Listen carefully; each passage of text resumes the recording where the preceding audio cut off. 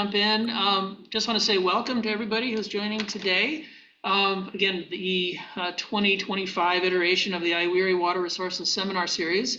For folks who are online, just so people know, there's a live classroom at Idaho State as well as at UI Boise. I'm not sure if we have a Boise State classroom this year or not, but anyway, welcome again to everybody. I also just want to thank the other organizers. We've had a number of folks that have been helping to organize these the seminar series, including Kendra Kaiser, Sarah Godsey, Tampa Fairs, Melissa Tome, Melindra Tome, who organized one of our talks later in the semester. So anyway, without further ado, I'll just do a really quick introduction.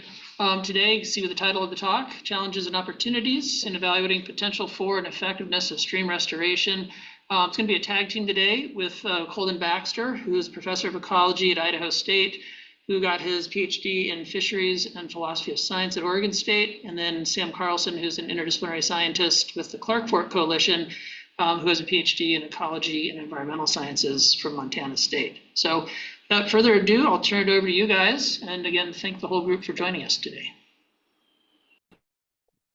Yeah, thank you. Thanks for having us. I'm happy. Sam and I are happy to kick this off here this fall. The opportunity here grew out of a conversation we were having in a very applied context here just a few weeks ago, discussing with some partners and cooperators with the Nature Conservancy and others surrounding the evaluating the potential for and the potential effectiveness of a stream restoration project. And so that seemed like a natural to extend into some discussion and sharing of ideas with this community. Before I dive into, I'm going to lead off and then I'm going to turn it over to Sam for the latter half. And we'll mostly wait to entertain questions and discussion till the end. But before I dive in, I do want to say that if I in particular offer any sort of critique here of stream habitat improvement efforts and the like, which I will here, it's with a fair degree of humility in the sense that and we who've been participating in these types of efforts over the years have had lots of experience and learning experiences, and indeed there have been mistakes made along the way. Part of the reason for giving a presentation like this and inviting some discussion is to share some of those perspectives and insights.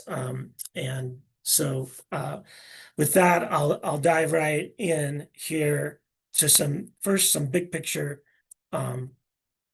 Maybe I will. Not getting a response by my screen. People can still, oh yeah.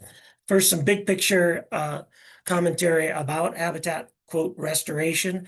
What is it and what is it not?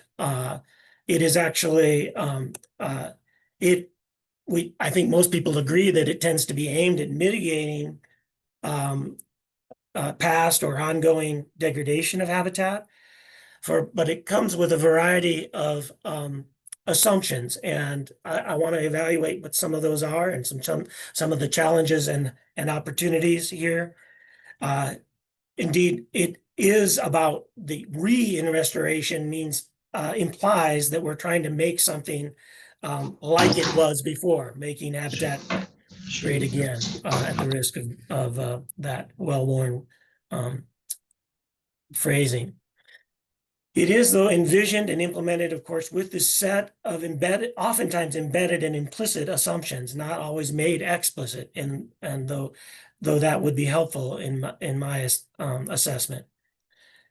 An example of this is that, we don't have to go too far back in our practices of habitat improvement to find practices that we now might consider to be ill-advised. So, for example, it wasn't really that long ago, it's now decades ago, but not that long ago, when cleaning streams, for example, removing wood from streams, was a common habitat improvement effort. Or in other cases, we have examples of planting non-native trees along as riparian vegetation. We have examples like that. It's easy for us to look back in hindsight and say, oh, that wasn't a good idea. But I think we all should be cognizant of the fact that if that was the case in the past, the likelihood is that we're doing something now that years from now we may evaluate and reevaluate and consider to be ill-advised. So this is a practice, and there's a community of practice associated with it that I have a great deal of respect for because of shared motivations to make things better. There are challenges and opportunities, though, that abound. A long-standing challenge, kind of symbolized by this classic figure from the Frizzell et al. Paper, hierarchical habitat classification in watersheds, is that choosing what to do in terms of a habitat improvement effort can and should be informed by context. So Frizzell et al. Really emphasized, for example, the geomorphic context and the hydrologic context of a project. So we might choose, and I might be advised to choose the addition of wood in certain ways, in certain geomorphic settings that are associated with the kinds of processes that dominate those settings, and not employ those types of techniques in settings where they're not appropriate. But that has taken us years to, and I would say I'd submit that we're still facing the challenge of choosing the right sort of context for to match for particular habitat improvement efforts. Similarly, conceptualizing restoration, right, as re-expression of habitat capacity, as Joe Ebersol and others described in this important conceptual paper in the late 90s. Any given potential habitat, say at the scale of a stream or reach, has a set suite of potential capacities that are a function of the kinds of contexts that I was just speaking of. Now, habitat degradation itself is likely to constrain actually the range of those potential capacities, meaning that there's some previous conditions that may not be re-expressed. There's no capacity to re-express those previous conditions, and that this conceptualization may be important to keep in mind when thinking about and planning and prioritizing habitat projects. And this is something that continues to be a challenge when it comes to designing and realistic aims for restoration projects. In recent years, in the past decade in particular, there's been a real push to move away from the use of what we might broadly describe as sticks and stones and the addition or restoration of habitat features or characteristics, but instead implementing restoration that is really aimed at as Tim Beachy and others described here, targeting the root causes of habitat and ecosystem change, which have to do with altered processes. So restoring the processes that create and maintain habitat conditions that are important and that are desirable. Tailoring those actions to the local potential, so echoing the Ebersol and Frizzell et al. Messages. Similarly, matching the scale of restoration to the scale of the problem and being explicit about expected outcomes. So process-based efforts are now becoming much more the norm and the expectation. But what that actually means continues to be somewhat vague for many practitioners.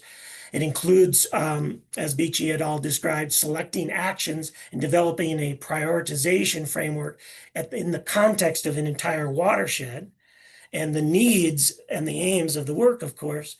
It also carries forward the lessons and the guidance from Frizzell and Ebersol and others that choosing processes to restore that are appropriate to, for example, the hydrologic and geomorphic context of a particular site. This, in turn, sets the stage for like very contemporary kinds of practices, as many of you have heard of, so-called stage zero restoration approaches, like this one in Oregon that's pictured here.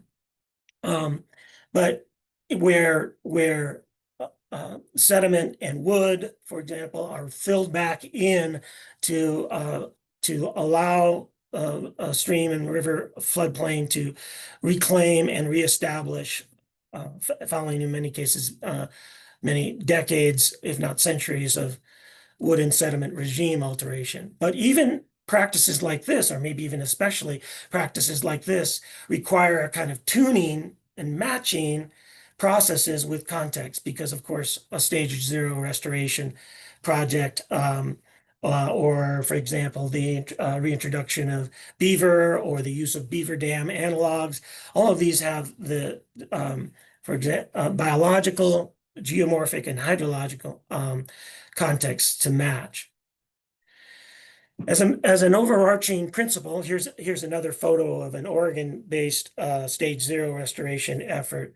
I would say that one of the guiding principles is an increased effort to manage for messiness. And I contrast this to my earlier comment about how managing for a clean and tidy looking stream was indeed one of our focus points in the not too distant past. But as Ellen Wool and others have described to us, messy rivers actually are healthy rivers. And one of my academic grandparents, Jim Siddell, when I was a graduate student at Oregon State, was known for admonishing us to manage for the mess. And I think that increasingly process-based efforts are aimed in that fashion. But there are accompanying social and cultural challenges that we face when we try to manage for the mess. When we do that, our overarching aim is to really preserve the processes, including the dynamics, the dynamism that creates and maintains habitat complexity. And these are keys we increasingly recognize to resilience and adaptive capacity, especially in the face of changing climate. Accompanying these efforts to contextualize and draw a focus on processes has been an increased realization that it really can help prioritization and implementation of restoration practices to employ riverscape, quote unquote, riverscape approaches and perspectives, which in this context, I will principally emphasize means embracing a large spatial scale and context and multiple spatial scales for developing strategies that prioritize habitat management efforts, and making use of increasingly available spatially continuous information to contextualize and implement these types of projects. For those of you who are interested in more discussion on this, 2 years ago, there was a workshop, some of you may have participated in it, focused on, quote, restoring riverscapes, and the recordings from all of that are available through this webpage here. All of this effort to focus on in-stream and, in stream riparian and river floodplain processes in riverscapes may have come at a bit of a cost that, once again, I feel like we may be focusing more in stream and river channels and floodplains, and thinking less about the watershed as a whole as the unit of habitat management. And here I want to reference back to an important book and perspective that emphasized just that any effort at, for example, employing a more process-based approach really needs to maintain the context of the watershed as a whole, including things like wood and floodplain dynamics, which are tied to hill slope processes, are not just a function of riparian and floodplain conditions themselves.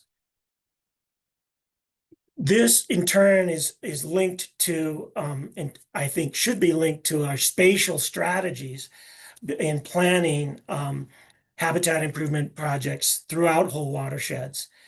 I'll harken back to a phrase used by folks like Chris Frizzell, one of my early mentors, uh, protect the best and restore the rest, in the sense that, and this implies that a kind of spatial mapping and prioritization is actually an essential part of the process of developing an overall strategy for restoration in a watershed, rather than simply opportunistically choosing reach scale sites at which to implement habitat improvement efforts. I want to draw attention to a case example now that is that involves thinking about processes, some analysis of limiting factors, and this broad context that much restoration is set in, the context of mitigation. This is work that was conducted in the Methow River drainage in Washington, which drains the North Cascades. This is a free-flowing tributary of the Upper Columbia. It has a largely intact and connected river floodplain mosaic associated with it, as you can see in this image. Yet it has been the target for a fair bit of habitat manipulation efforts because of imperiled and lost wild salmon and steelhead runs in this drainage. And uh, the image at your right there is an example of one of these projects involving the addition of engineered log jams in a floodplain side channel. So with a previous PhD student, Ryan Belmore, and others, we conducted a study of a suite of floodplain habitats in this setting and the main stem of the river, doing a kind of limiting factors assessment to evaluate the prospect really of conducting habitat restoration work in this setting. And what we found, this paper is published and cited here, so I won't go into the details of the study itself, but was that really kind of unsurprising to me anyway, the habitats, particularly the floodplain habitats, were functionally underseeded for salmon and steelhead. And this pointed to out of basin factors as limiting for these species. Out of basin factors like the fact that, for example, there are 9 dams and reservoirs between the Methow River itself and the Pacific Ocean. And so our overall assessment was that actually, although there could be work that could be done to on the floodplain of the Methow River, those wouldn't necessarily, if they were done, they wouldn't necessarily be addressing factors currently limiting salmon and steelhead in that drainage. Now, and this is a context where there was a fair bit of inertia, momentum for this kind of work. It's not uncommon, and the project was implemented anyway. And 5 years later, then we had the opportunity of revisiting the set of study sites the suite of floodplain habitats, which encompasses sort of the range of natural dynamics, but also one of these sites at which the engineered log jams pictured here were installed. And we were able to make a comparison through a kind of before-after control impact study design, which is a common one to use in the context of assessing the effects of habitat improvement efforts. And the results of that study have also been published here just this last year. What the in detail investigation we conducted there showed, and this was led by former PhD student James Paris, is that actually the pre-project assessment was probably pretty accurate. That in fact, salmon and steelhead were not necessarily limited in this system by things like large wood jams in side channels. In fact, we found that the large wood dynamics that occurred in the untreated river floodplain settings there, that natural dynamism created greater responses than the effects of the engineered log jams themselves. So that dynamism itself is important, an important process-based component of river floodplains, which it is in many cases worthwhile to try and restore if it's not functioning naturally.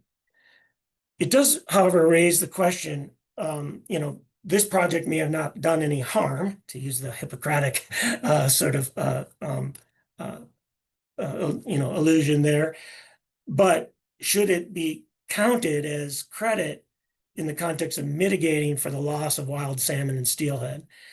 And I remain skeptical, as you might expect, as to whether or not it should, or whether projects of this sort implemented in other settings, where again, they may not be doing any harm and they may actually be benefiting other organisms or processes, but if they're not meeting the target, in this case, mitigating for lost wild salmon and steelhead, should they actually be counted as credit? I don't necessarily think so. Finally, I do want to comment on what I consider to be something of the elephant in the room at this stage. Much of the habitat improvement and restoration work that has been conducted in the last several decades has been conducted and prompted by decades or even centuries of habitat degradation. And I want to make sure that I point out that I worry that we're on the verge of making some of this pictured here, represented by these images here again, and that if we do that, then we're making a mistake. And I say we, I mean the natural resource management community at large, and I want to emphasize the role that science and scientists can play in this. This is prompted by news over the last month here that agencies like the Forest Service and the BLM are planning more logging, mining, and grazing on our public lands, and more road building, etc. And that opens up for me this. It's especially the point that I think needs to be made about actions that are really not restoration. So, as I've already said, actions that are not restoration that don't are those that don't address factors actually limiting targeted species or conditions. And if they don't, then I don't think they should be credited as mitigation. But to the point I was just raising, re-implementing the same land management practices that degraded the habitat in the first place, and then casting this as in the interest of natural resource, quote unquote, health, as has really been occurring, I consider that to be, that's rooted in rhetoric, not research. And it's a form of salesmanship, not a scientifically informed, it's not rooted and founded in scientific understanding and process. So I want to encourage this community to keep habitat management and habitat restoration actions rooted in science, to plan actions based on scientific evidence for potential responses, including contextual assessment and analysis of limiting factors, to design implementation and monitoring plans that are based on scientifically informed study designs. And with that in mind, I'm going to tag off to Sam and let him provide some of his own commentary and experience with especially the latter few of those points. So go ahead, Sam. Thanks, Colden. Can you see my screen? We can. Ecological restoration is difficult. Yes, all right. So building on the really sort of, complex and valuable ecosystem science that Colden represents here and that I've dabbled in from time to time, I want to return to this theme that because restoration is so difficult, restoration practitioners, they require like a scientific basis. They require like fact-based or evidence-based approaches. But that's easy to say from the academic side of things, where we can sort of conduct complex experiments, spend all our time thinking about the philosophy of the scientific method, and where we're not necessarily constrained by the on-the-ground realities of just how much work we need to do. The urgency in terms of managing water resources, the urgency of doing this work, and the limited resources that we have. So I just want to start by acknowledging that ecological restoration is extremely difficult. This is especially true in stream and river systems. They're so complex, they're dynamic over time. A lot of the physical structure that we see of a stream and river ecosystem is a result of these really complex interactions between structures and processes that have shaped the systems over tens or hundreds or thousands of years. And because the ecosystem services of streams and rivers are so fundamental to our society, there's a couple results of that. Firstly, there are many layers of degradation, right? Very often, a watershed has been logged, a floodplain has been developed because it's the most fertile soil. The hydrologic regime has been altered as we pull water out for irrigation or we store it in reservoirs. And we can't always just erase or undo these layers of degradation. And so therefore the root causes of degradation, even when we can identify them, we may not be able to address them. And then finally, as a restoration practitioner, we're trying to do all this with limited resources. And so my argument is that, and I wear both hats. I'm trained as a scientist, but I work in an applied science setting. My argument is that because restoration is hard and because we know that not all restoration projects succeed, we really do need to learn from our mistakes. Essentially, we can't afford not to learn from our mistakes, or we'll continue to make them and not get better at restoration. And so fundamentally, a monitoring program, almost every restoration project has a monitoring program, and those monitoring programs are how we learn from our mistakes. And a good monitoring program really can add a lot of value. Again, that's easy to say from an academic or a sort of philosophy of science perspective, because in practice, a really detailed monitoring program adds a lot of expense, and a simple monitoring program is not always sufficient. I've seen many restoration projects where at the end of the day, the monitoring program is not able to demonstrate either the success or the failure of the project. And I'm not saying that's bad work, but it's a missed opportunity. And so I'm going to develop, where did my clicker go? I want to develop an example in Montana in a landscape that I know fairly well, and think about some ideas I have for designing and evaluating a monitoring program that can actually, really help us to make the most of what are fundamentally natural experiments. So Big Sky, Montana is our setting today. We're looking at the Middle Fork. The names of they ran out of people to name these streams after, I guess. We're looking at the Middle Fork of the West Fork of the Gallatin River. And it's an interesting system to look at because it drains right through this area of intense economic development. Historically, there's been logging in this area. There's also been cattle grazing, not up in the upper reaches of the watershed, but throughout the middle and lower reaches. And today, there's a ski resort and there's an insane amount of housing and commercial development in the area. And so also, I should mention, in the picture on the right, there's right at the base of the Big Sky ski resort, there's a small reservoir which is referred to as Lake Levinsky, which provides the source for the snowmaking water for the watershed. So there's a local watershed group, the Gallatin River Task Force, that has been active in this area. They've identified a couple of issues on the Middle Fork of the West Fork. Most of them related to sediment. Toward the upper reaches of the stream, it's highly erosive, it's extremely incised.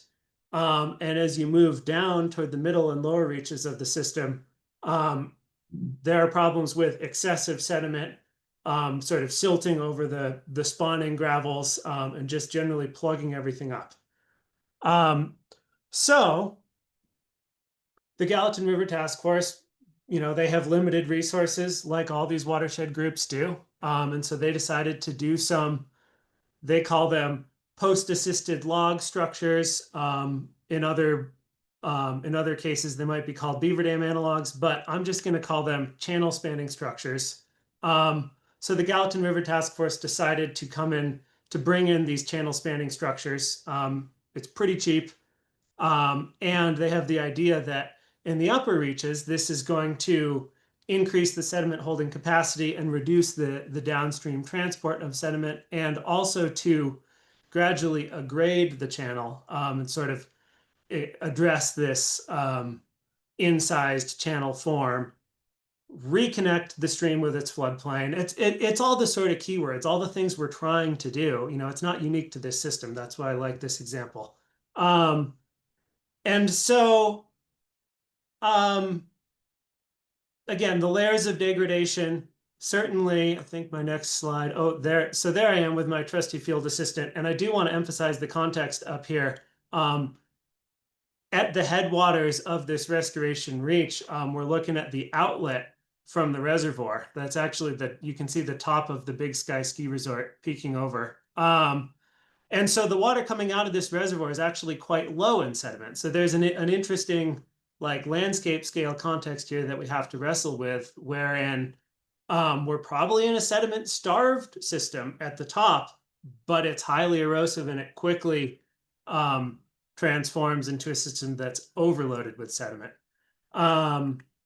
And right, so historically there certainly were beaver in the system. Today you can find only a small amount of evidence. I just happened to tie off one of my sensors to a stump that shows that's about all the evidence I've found of beaver today. So how are we going to monitor this, right? We're putting in these channel spanning structures. We have these ideas about how these channel spanning structures, you know, how they're going to functionally restore the system.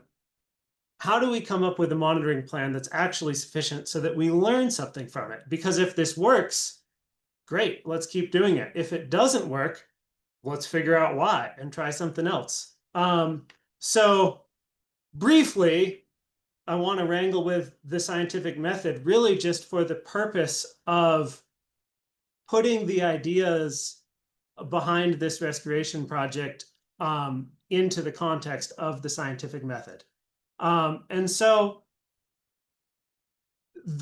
we have the observations about the development in the watershed, probably some sources of fine sediment from ongoing construction projects, the incised nature of the channel, the loss of what historically probably would have been a lot of beaver dams and log jams. So the question that we're operating with here is why is this system so incised and so erosive? And more importantly, what are we going to do about it, right? And so then the hypothesis, I'm going to argue that every restoration project has a hypothesis. They just don't always put it in those terms, which is fine. I think college science classes teach people to be afraid of the word hypothesis. So the hypothesis here is that channel spanning structures provide sediment holding capacity and reduce channel erosion and reduce downstream sediment transport. So the hypothesis is how we think the system works, right? We think that channel spanning structures provide this really important role with regards to the sediment regime, and sort of implicitly that the lack of channel spanning structures is a big part of the degradation of the system.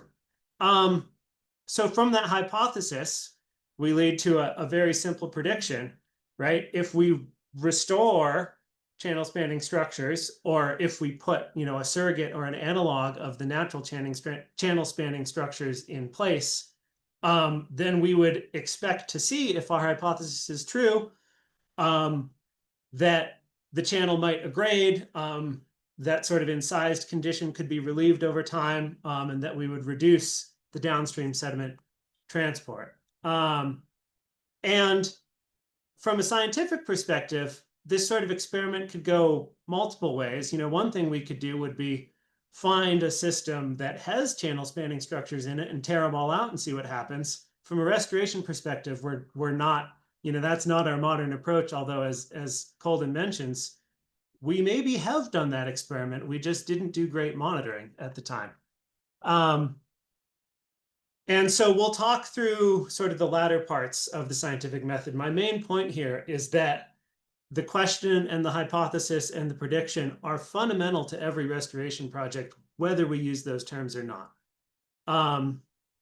So this is, everything I just talked to. I do want to emphasize, again, the hypothesis. Channel spanning structures provide sediment holding capacity. They reduce channel erosion, and they reduce downstream sediment transport.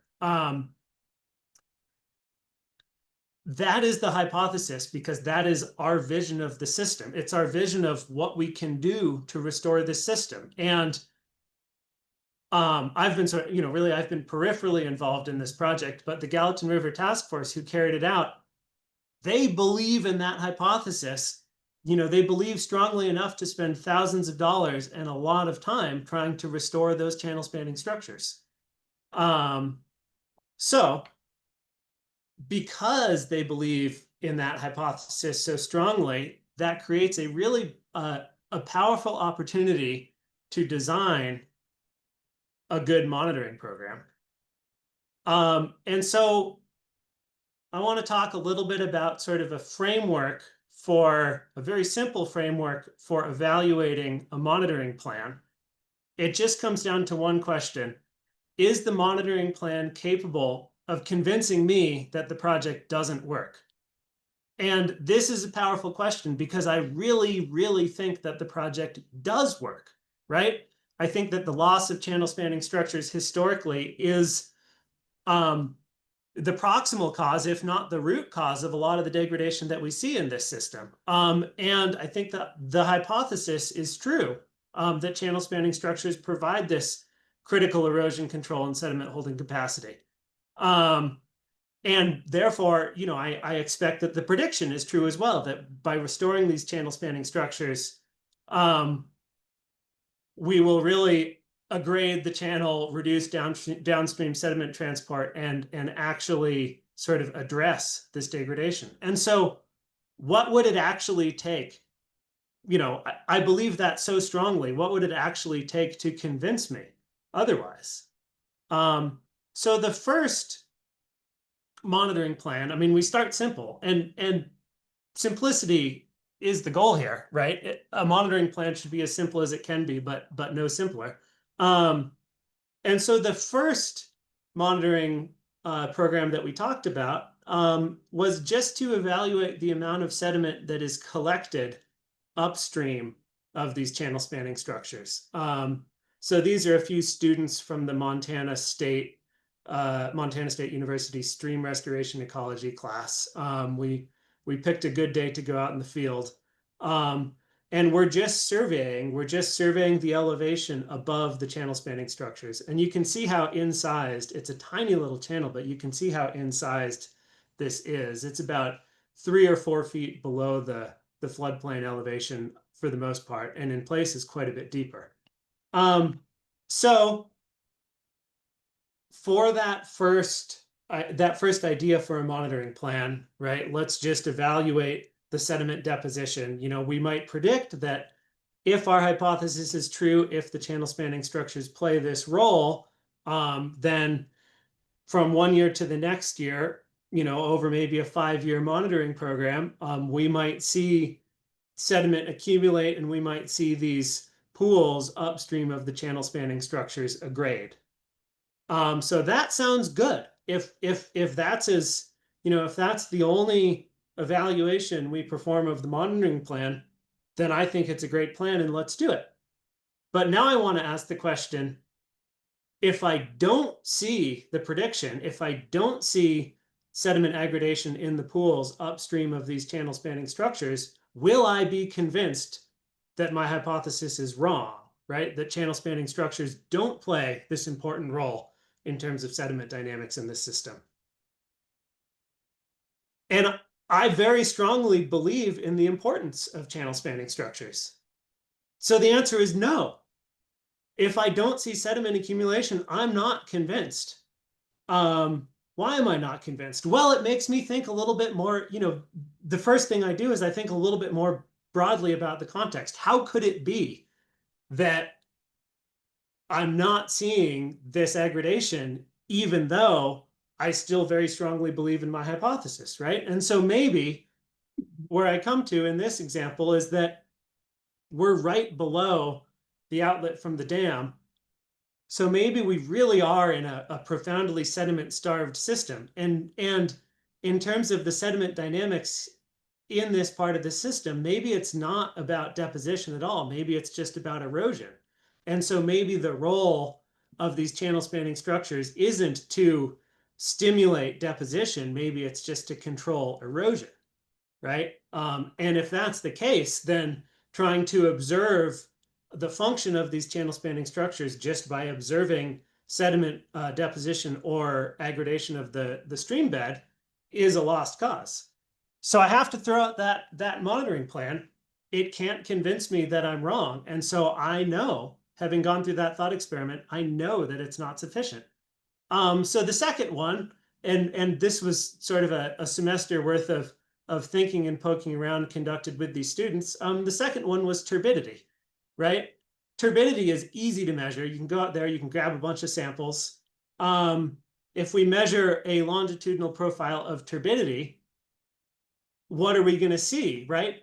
If these channel spanning structures are really playing a role, would we see a decrease in turbidity downstream of them? So I want to evaluate that using the same test. If I don't see the predicted pattern, would I be convinced that channel spanning structures, that my hypothesis is wrong and channel spanning structures do not play this important role? Again, no, I wouldn't. Having played with turbidity data, I mean, it's a simple issue here. Firstly, we still might be in a sediment-starved situation. We haven't really resolved that. And secondly, I just think we have a signal to noise issue, right?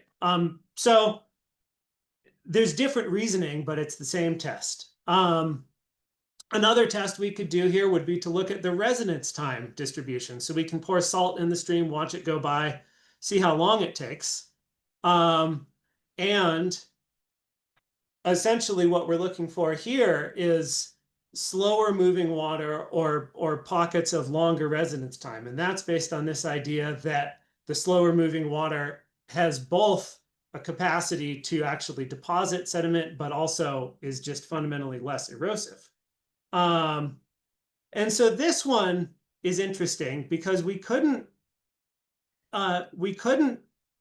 totally throw it out. If we saw no change at all in the residence time distribution of the water, would that falsify my hypothesis, my overall hypothesis about the role of channel spanning structures in this system? In this case, for me, honestly, it would. If the structures aren't changing how the water moves, then I'm just not sure what role they have. So we identified that as a key part of our monitoring program. And then one other idea was, instead of measuring the channel elevation only upstream in the sort of pools above these channel spanning structures, what if we made a comparison between the upstream and downstream elevation? And specifically, what if we looked for, over time, a change in the elevation where maybe the downstream elevation continues to degrade a little bit, but the upstream elevation stays flat? That might provide a better test, because in that case, we've sort of addressed this idea that we might be in a sediment limited or sediment starved condition. So the same test, right? If I don't see a change in the elevations above and below the channel spanning structures, then am I convinced that the hypothesis is wrong? And again, I'm pretty close to yes on that. Even if we're in a sediment starved context, if they're not creating any sort of step, then I'm just not sure they are addressing the erosion issues. And then the fifth one that I'll mention is just sort of an interesting experiment. This was a great idea by the students. What if we just add sediment, right? And see where it goes? And of course, the students want to use like radioactive tracers and whatnot. But what if we just add a bunch of sediment above the structures and see if they catch it?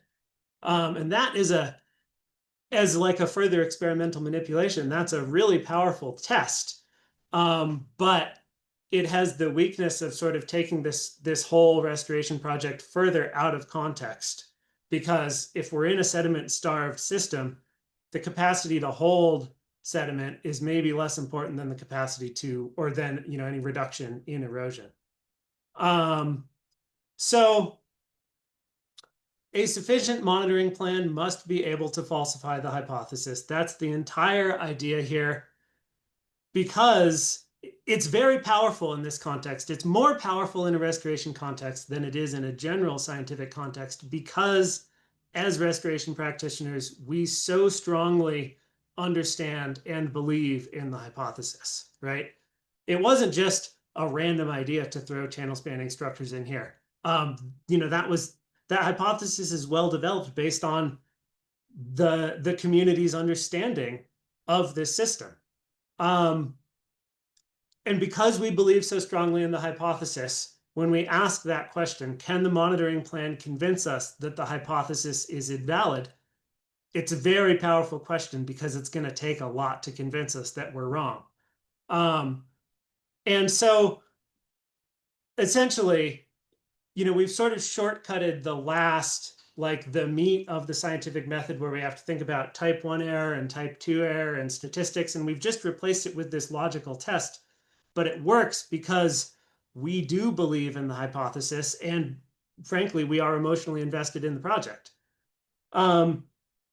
So that's, I'm trying to keep this as simple as possible, rather than bombard the audience with all of my other thoughts about structure and process and landscape scale restoration. To me, that is one critical tool that really gives us an opportunity to understand how we're manipulating these systems, to learn from our mistakes, both in terms of conducting a restoration project that maybe didn't have the desired effect, but also more broadly than that, to learn that our hypothesis is perhaps wrong. And, perhaps channel spanning structures in some of these systems have a different role than we envisioned. So with that, I think, I went a little long. Let's open it up for questions and discussion. All right, yeah, we can take questions. Folks can just speak up, or if you want to put something in the chat.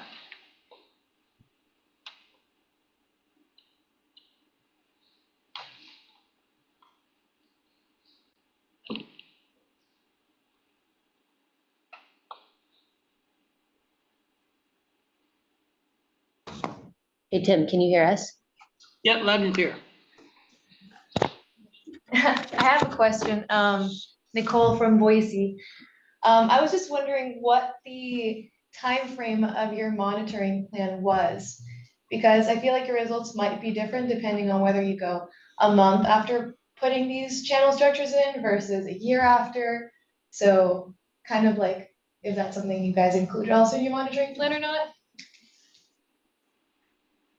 Yeah, that's a great question. I think you know exactly how I would evaluate that, right? How many years of data would it take to convince me that the channel spanning structures are not working? And especially because sediment is so dynamic, there may be rare events that, although they only happen once a decade or once every 50 years, they shape the stream. In the class, and then at the same time, there are these sort of practical realities. I can propose 100-year monitoring program, not going to happen. So we were talking about this in the context of a 5-year monitoring program, and I do think that's relevant, because if we were thinking longer term, some of the simpler methods might become more powerful. But this restoration work is ongoing, and if it takes us 20 years to learn, to evaluate the success of this first phase, that might not be very useful. So yeah, we were talking about it in terms of a 5-year program. And I think that's an important question, because resources are limited. We're trying to move forward, and that makes it harder.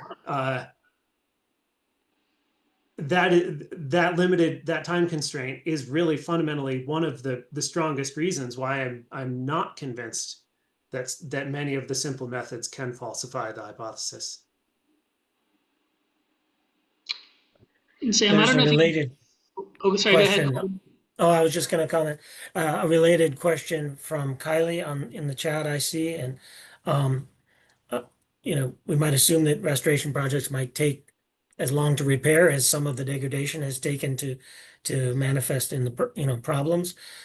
How do we learn from our mistakes if maybe it isn't a mistake but takes longer for us to see results? And I Sam's already addressed this to some extent, but I'll add that I think one thing for habitat management practitioners to consider is that in any given watershed, or it has been the case for decades now anyway, and I personally hope this will continue, there are long-term decadal scale habitat monitoring programs in place. And not only for public lands, in some cases they extend to some private lands. These are efforts that may be coordinated by the agencies like the Forest Service, habitat inventory efforts, or by efforts like um, uh, the state Department of Environmental Quality's beneficial use reconnaissance program, for instance. And if a habitat project is coordinated and linked conceptually to those long-term programs, there is sometimes the potential for a longer range assessment to be baked in. And for those who have a long-term decadal perspective on the conditions of a watershed, or if fish are the focus, say fisheries management, that for a longer term feedback loop to be encouraged at least. But of course, that kind of thing gets short-circuited if such monitoring does not take place. So decadal scale programs like the DEQ's BERT program, for example, are really essential in this respect, because any one project, you're right, is extremely unlikely to have planned in an effort outside the scope of at most a decade. Other questions?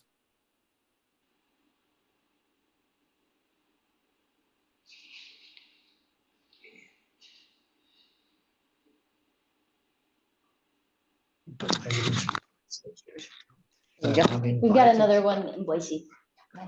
Well, I'm a last minute invited professor here in the seminar. I'm visiting Daniele Tonina, and he told me to come to this interesting seminar. I will try to make a sensible question if I can, because I come from Spain. My name is Francisco Martinez Capel from Spain. Can you hear me well? Do you understand Yes. my Spanish accent? Yep, we can hear you. Okay, will I make me understand? So my question is very simple, I think. In some alpine rivers, well, I am not a geomorphologist.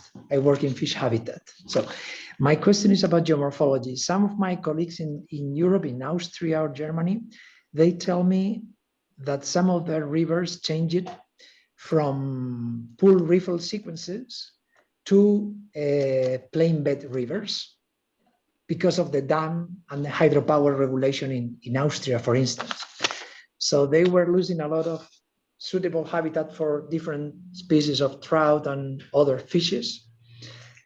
And they have plain bed rivers in many rivers in Austria now. So my question is, do you think, I'm curious about this, in a 5-year program, do you think that a river that is suffering these plain bed forms now, let's say, in 5 years, is it possible to detect if that process is stopping or that process is inversing or going backwards after the restoration in a 5-year program? I am conscious that it depends on what you're measuring. If you are measuring residual depth of the pools, or you are measuring habitat sequence, if you are measuring the undulation of the habitats and so on. But Do you think in 5 years that process can be detected? If that process is going back to original forms, or is stopping, or not? Maybe a bit strange. I'm sorry about that. No, I think that's a good example of a, you know, a change in sediment regime of that scope is the kind of thing that it can take decades to actually detect. And I also think that then efforts to restore or alter it will, may take similar scope of time. And so this is an example of, just what we were commenting on, that context within which there's a demand for longer timescale perspectives than is typical for these very small scale, like habitat architecture focused efforts, or even process-based efforts that are just manifested at a small scale. So I think that is another challenge, is that river systems where wholesale regime shift is the aim, are places where coordinated long-term monitoring is really essential. Looks like we have a few other comments in the chat as well.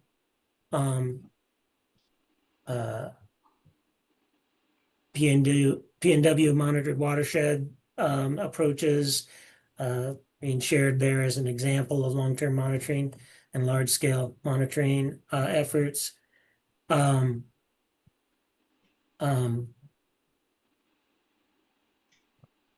Troy, hi Troy, good to see you present.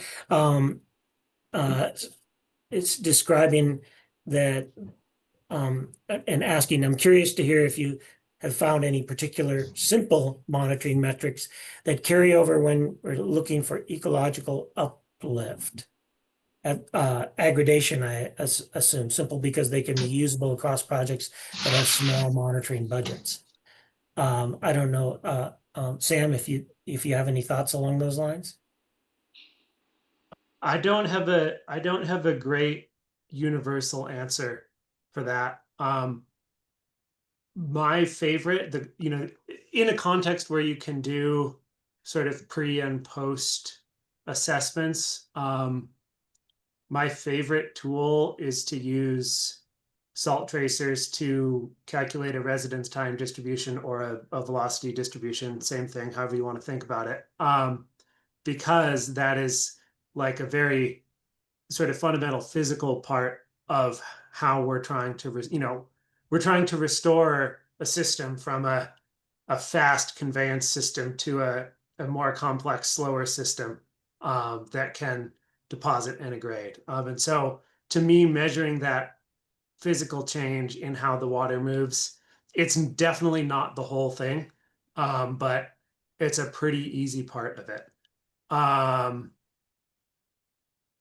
Other than that, I don't have a great answer. I've done a couple projects where we've really looked at metrics of floodplain inundation, and there are a number of well-developed assessment tools that use like floodplain and indicators of floodplain inundation as a key metric. The challenge there is you might, depending on where you are, you might wait 20 years for a 5-year return interval flood, especially with sort of altered hydrology and climate change. So I mean, I guess that speaks to Francesco's question as well, that even if we correctly restore some structures, and if those, such as channel spanning structures, for example, but not only those, and if we do so correctly in such a way that those structures can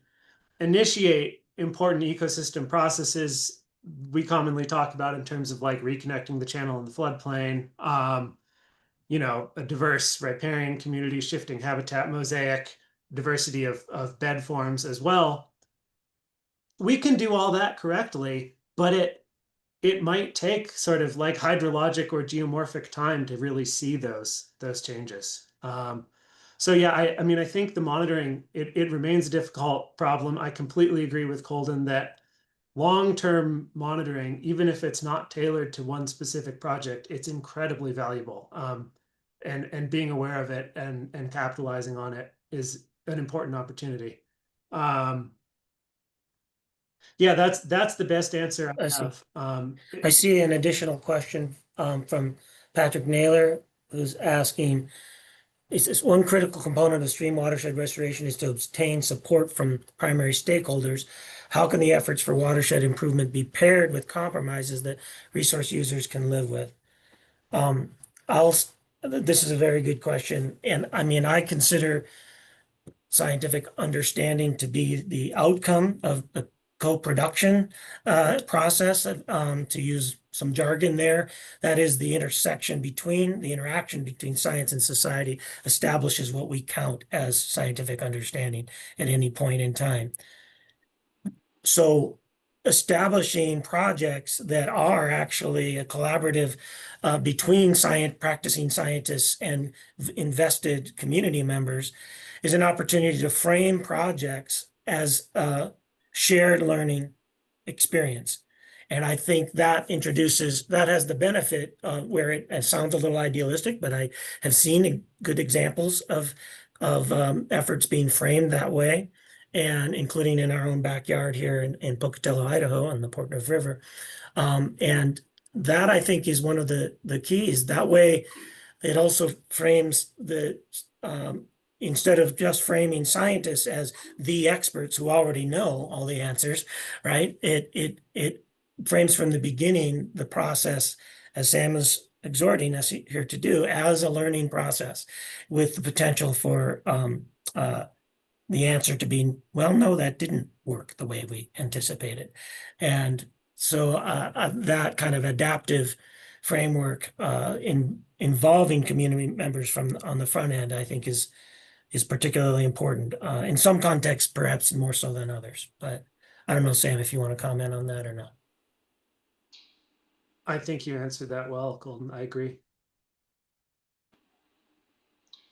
I have a quick question. So some, folks who look at monitoring, and I'm looking at the PNW monitored watershed work that's been done. Identifying, and you both touched on this, but identifying what the outcome that you're looking for can be. If you're a fisheries biologist, I'm trained as a fisheries scientist, right?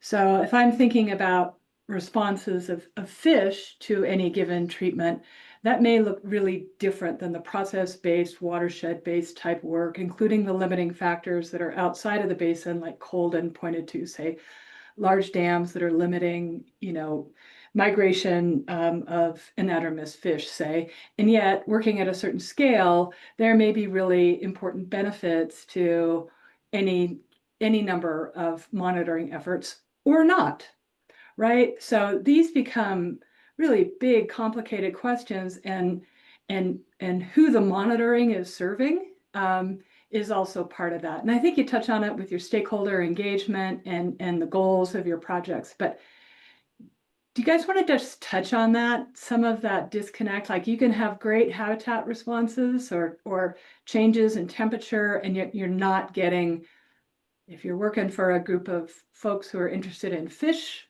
returns, you may not see that for a really long time. How do you manage that? How would you frame that discussion if you are working with a group of stakeholders or the public? That's a great question and a difficult one to answer. I think that it's important to emphasize the visioning process for every restoration or even reclamation project. It's important because that's when you can really try to understand what the stakeholders, what they see the future of this system as. Like, certainly, fish are an important resource and a major motivator of a lot of, not beyond just the positive effects on a fishery. Fish are because they, you know, they indicate so much about a system. They're really a motivator for a lot of good work. But every restoration project I've worked on, the stakeholders have different visions for what that restored system looks like, what it looks like 20 or 50 or 100 years in the future. And the overlap between those visions, right? The common ground, that sort of becomes the critical pieces. Another issue that I've run into that's maybe it's a little bit tangential, but I think it's important. In a lot of cases, we are working with novel ecosystems. And so we don't, you know, we can't look 2 watersheds over into the wilderness and see exactly like what our restored system could look like. Because like you say, you know, maybe there's a dam downstream. There's some sort of fundamental constraints that have changed this ecosystem. And so I think it's sort of like a intellectually stimulating as well as practically challenging question of what exactly we're trying to build, because you know the rivers aren't going to be what they were 200 years ago. We use, you know, we use the water and the floodplain, and so they are novel systems, and in a sense it's up to us to, you know, both as like communities and stakeholders to figure out how to balance resource needs with fundamental ecological value, and then as scientists to understand sort of the opportunity and compatibility of a novel ecosystem. Good. Well, thanks, guys. We need to shut down on this end, but I want to thank everybody for being here, and thanks again, Colden and Sam, for staying a little bit longer. Thank you. Yeah, thank you. And any of you who have follow-up questions, or please feel free to reach out to either of us. I think we're pretty easy to find, and the seminar organizers can also provide our contact information if needed. But yeah, thanks much. All right. Thanks again, everybody. See you next week.